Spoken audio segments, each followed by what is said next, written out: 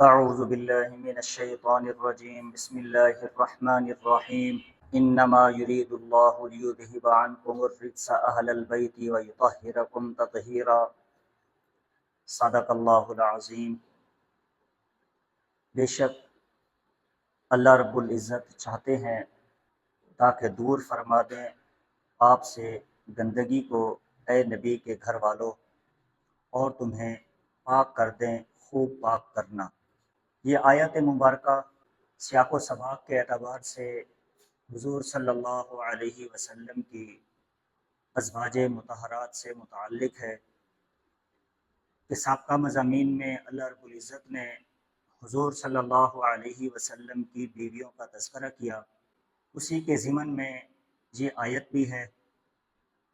البتہ اس آیت مبارکہ سے حضور صلی اللہ علیہ وسلم نے ان لوگوں کے لیے بھی دعا فرمائی جو حضور صلی اللہ علیہ وسلم کے ساتھ انتہائی قرب والا تعلق رکھتے تھے، جن میں حضرت علی کرم اللہ وجہہ، حضرت سیدہ فاطمہ الزہرا رضی اللہ تعالی عنہا، اور سیدنا حسنین کریمین رضی اللہ تعالی عنہما۔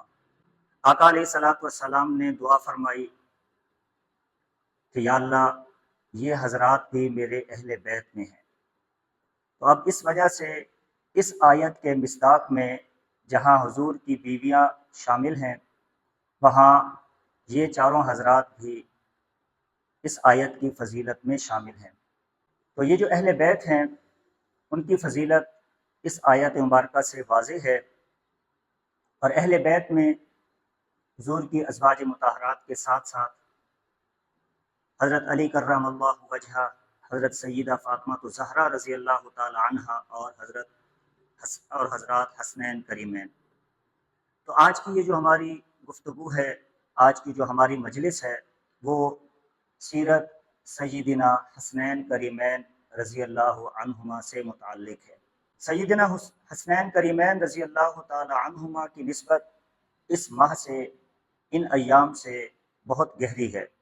بالخصوص اگر ہم بات کریں سیدنا حسین رضی اللہ تعالی عنہ کی، تو ان کی شہادت وہ 10 محرم الحرام کو ہوئی، اور یہ جو ابتدائی 10 دن ہیں یہ حضرت حسین رضی اللہ تعالی عنہ نے انتہائی کرب اور تکلیف میں گزارے۔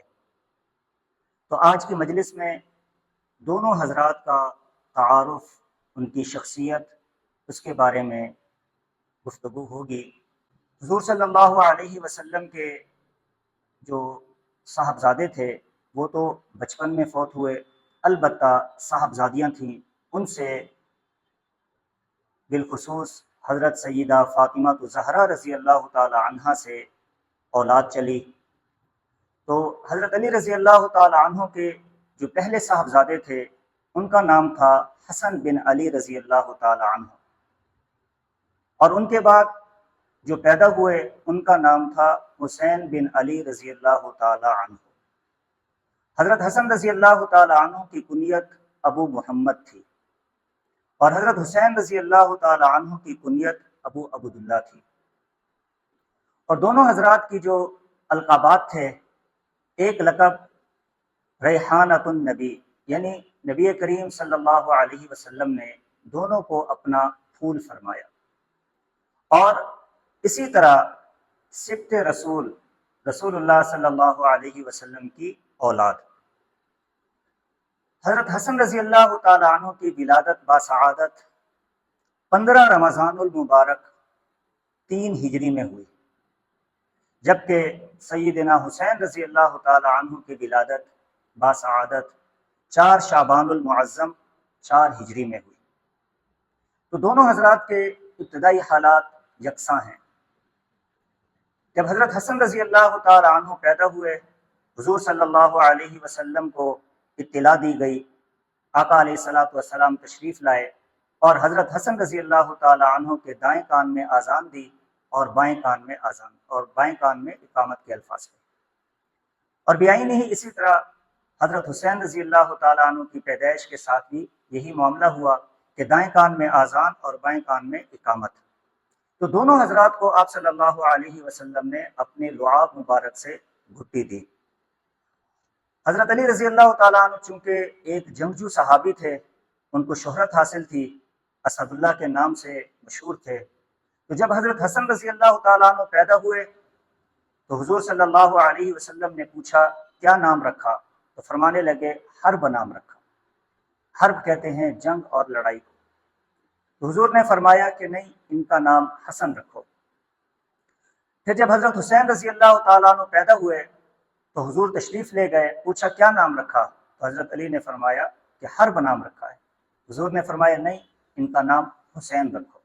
تو یہ دونوں نام حضور علیہ السلام نے تجویز فرمائے، اور دونوں کو جب 7 دن کے ہوئے حسنین کریمین، تو حضور صلی اللہ علیہ وسلم نے حکم دیا کہ ان کا حلق کرو، بال منڈواؤ۔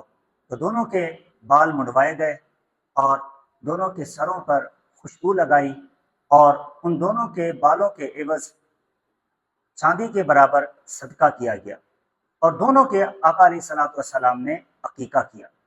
اور عقیقہ میں سنت یہ ہے کہ 2 بکرے ذبح کیے جائیں، تو آقا علیہ السلام نے اپنے دونوں نواسوں کی طرف سے عقیقہ کیا۔ تو بچپن میں آقا علیہ السلام صحابہ سے بیعت لیا کرتے تھے۔ اکثر جو بیعت ہوا کرتی وہ ایمان پر، اسلام قبول کرنے پر بیعت ہوتی، جہاد پر بیعت ہوتی۔ تو ایک ایسی بیعت تھی جس کا نام تھا بیعت تبرک، جو آقا علیہ السلام بچوں سے لیا کرتے تھے۔ تو اسی طرح کی ایک بیعت آقا علیہ السلام نے اپنے نواسوں سے لی۔ ان کے علاوہ حضرت عبداللہ بن عباس رضی اللہ تعالی عنہ، حضرت عبداللہ بن جعفر طیار رضی اللہ تعالی عنہ، اور حضرت حسنین کریمین رضی اللہ تعالی عنہما، دونوں سے آپ صلی اللہ علیہ وسلم نے بیعت لی۔ اور اسی بیعت کا اثر تھا کہ ان کی زندگی کامل اطاعت اور فرما برداری کے تحت گزری ہے۔ حضور علیہ السلام کو اپنے دونوں نواسوں سے بے حد محبت تھی، اور پھر اس محبت کا اظہار بھی کرتے رہے۔ ایک مرتبہ ایسا ہوا کہ آقا علیہ السلام جمعہ کا خطبہ ارشاد فرما رہے تھے، تو خطبہ ارشاد فرماتے ہوئے کیا دیکھتے ہیں کہ اچانک حضرت حسن و حسین رضی اللہ تعالی عنہما وہ دونوں لڑکھڑاتے ہوئے، گرتے پڑتے ہوئے حضور کی طرف آ رہے ہیں۔ تو آقا علیہ السلام خطبہ دیتے ہوئے، گفتگو کرتے ہوئے فوراً ممبر سے اٹھے اور دونوں کو اٹھایا اور بوسہ لیا، اور ممبر پر تشریف فرما ہوئے اور دونوں کو اپنی گود میں بٹھا لیا، اور قرآن کی آیت تلاوت کی، فرمانے لگے بے شک اللہ نے سچ کہا، انما اموالکم و اولادکم فتنہ، کہ بے شک تمہارا مال اور تمہاری اولاد آزمائش ہے۔ تو حضور علیہ السلام نے فرمایا کہ میرا دل چاہا کہ میں اپنی بات کو روک لوں اور ان کو اٹھا لوں۔ تو یہ بات بھی ذہن میں رہے کہ یہ حضور صلی اللہ علیہ وسلم کی خصوصیات میں سے تھا، کہ چونکہ آگے لاڈلے جو خصوصیات کے حامل تھے، تو حضور علیہ السلام نے ان کے ساتھ خصوصی معاملہ فرمایا۔ تو آقا علیہ السلام نماز پڑھتے، حسنین کریمین حضور کے ساتھ ہوتے، انتہائی مانوس تھے۔ ایک مرتبہ ایسا ہوا، حضرت عمر بن دینار رحمۃ اللہ علیہ بہت بڑے پائے کے تابعی ہیں، وہ روایت کرتے ہیں کہ ایک مرتبہ حضور صلی اللہ علیہ وسلم نماز پڑھ رہے تھے، اور نماز پڑھتے ہوئے جب سجدے میں گئے تو قریب میں حضرت حسین رضی اللہ تعالی عنہ کھیل رہے تھے۔ تو حضور سجدے میں گئے، حسین رضی اللہ تعالی عنہ حضور کی پشت پر سوار ہو گئے، اور حضور علیہ السلام کبھی کبھار سجدہ لمبا کر لیتے، اور پھر جب سجدے سے اٹھتے تو حضرت حسین رضی اللہ تعالیٰ عنہ کو ہٹایا۔ یہ حضور علیہ السلام کی اپنے نواسوں سے بے حد اور بے تحاشا محبت تھی۔ ایسے ہی ایک مرتبہ حضور صلی اللہ علیہ وسلم باہر تشریف فرما تھے۔ حضرت برہ بن عازب رضی اللہ تعالیٰ عنہ روایت کرتے ہیں کہ میں نے دیکھا حضور علیہ السلام کے کندھوں پر حضرت حسن رضی اللہ تعالیٰ عنہ سوار تھے۔ تو حضور علیہ السلام نے حضرت حسن کو اٹھایا ہوا تھا اور فرما رہے تھے کہ اے اللہ، میں حسن سے محبت کرتا ہوں، آپ بھی حسن سے محبت کریں۔